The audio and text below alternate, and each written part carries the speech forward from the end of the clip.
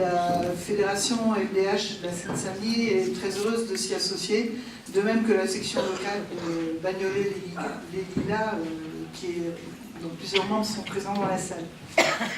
Je voudrais aussi féliciter la ville de Bagnolet d'avoir offert à Mohamed Kadami sa protection citoyenne, même si c'est une protection symbolique. C'est un symbole qui est fort.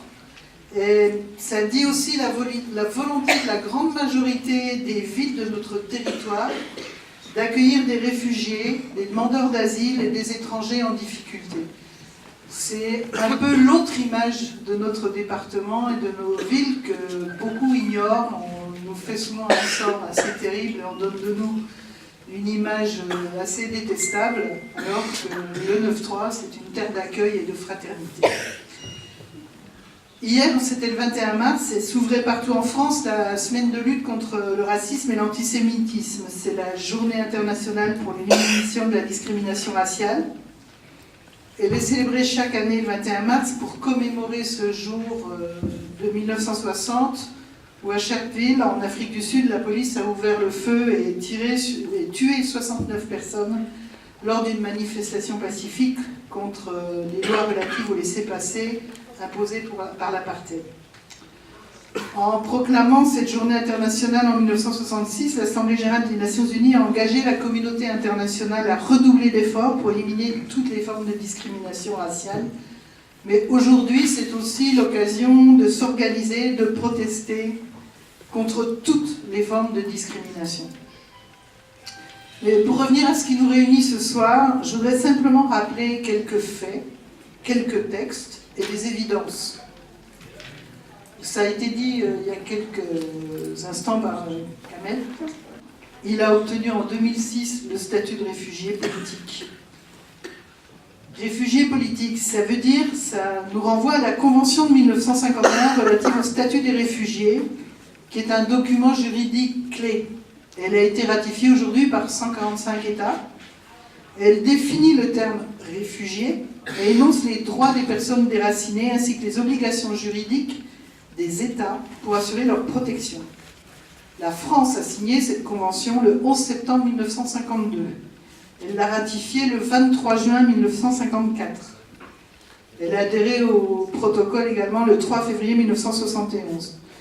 Pourquoi je dis ça? Ça veut dire simplement que la France, que notre pays a donc pris des engagements clairs, et je voudrais ici rappeler le contenu des articles 32 et 33 de cette convention.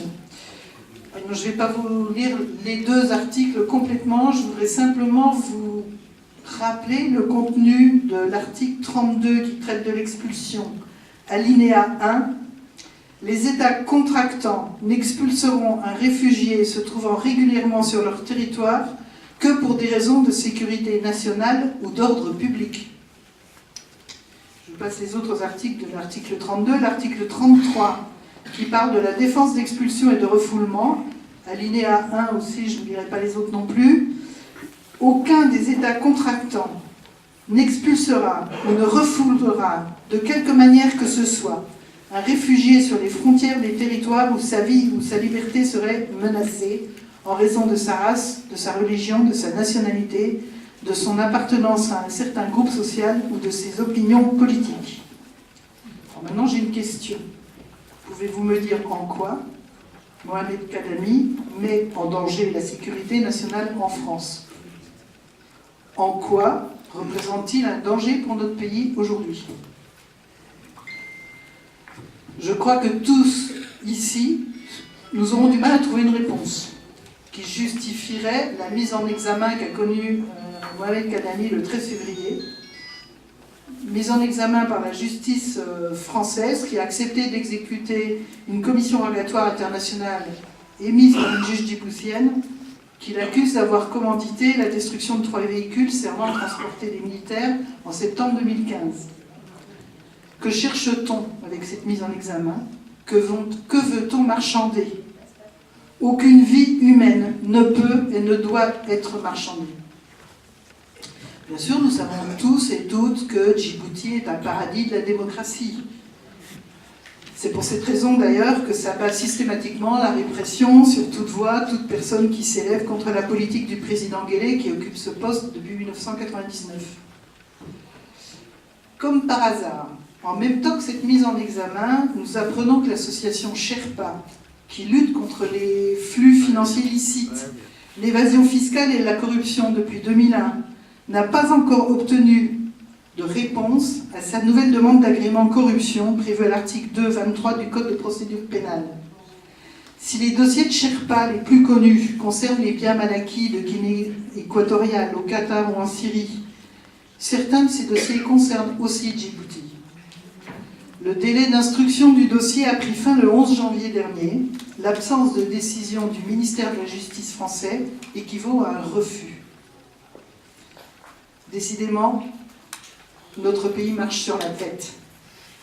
Hier, le Conseil constitutionnel déclarait conforme à la Constitution les examens osseux utilisés pour évaluer la minorité des jeunes sollicitant une protection en tant que mineurs étrangers isolés.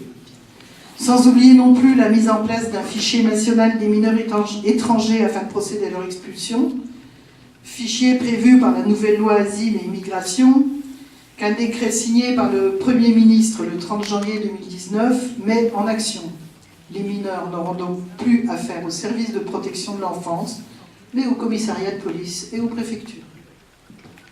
C'est aussi la loi anti-casseurs qui est votée. Demain, samedi, c'est l'armée qu'on mobilise face aux Gilets jaunes pour des opérations de maintien de l'ordre. J'ai bien entendu M. Macron tout à l'heure dire « mais non, il me fait dire ce que j'ai pas dit ». Alors que l'armée n'est ni habilitée ni équipée pour faire face à des manifestants. Le gouvernement prend ici un risque majeur et porte gravement atteinte aux libertés publiques. C'est la répression systématique qui s'abat sur les manifestants tous les samedis depuis une vingtaine de semaines. Combien d'arrestations, de mises en examen, combien faudra-t-il de morts, d'estrapiés, à coups de LBD ou autres, armements dangereux avant que notre gouvernement passe du tout sécuritaire, tout répressif, à d'autres méthodes d'encadrement des manifestations. Rappelons que la France est le seul pays d'Europe à utiliser ce type d'armement. La semaine dernière s'achevait le grand débat national, qui n'avait de débat que le nom. Où y a-t-il débat quand il n'y a pas de vrai échange? Vous avez toutes et tous pu remarquer que lorsqu'un citoyen ou une élue posait une question au président de la République ou à un membre du gouvernement, il obtenait une réponse ou plutôt un discours, mais ne pouvait pas approfondir l'échange dans un véritable dialogue puisqu'il n'y avait pas possibilité de réponse et de reposer de nouvelles questions.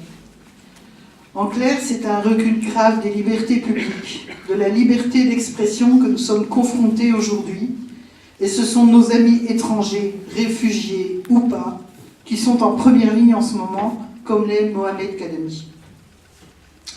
Heureusement, nous sommes nombreux à réagir face à la montée des extrêmes et des populismes partout dans le monde, et particulièrement ici en Europe. Nous réagissons face aux injustices comme nous le faisons ce soir ici à Bagnolet pour soutenir et défendre Mohamed Kadami. Mais c'est quand même un air de plus en plus nauséabond que nous respirons. C'est à nous, à notre mobilisation, de faire bouger les lignes. Et il nous faut aussi mobiliser la jeunesse autour de la défense des droits. Elle a montré sa force avec ses mobilisations récentes autour des projets qui la concernent directement, que ce soit les réformes du baccalauréat, de Parcoursup, ou encore autour de la marche pour le climat. C'est un combat commun que nous devons mener tous ensemble, toutes générations confondues. C'est notre avenir, notre démocratie qui sont en jeu.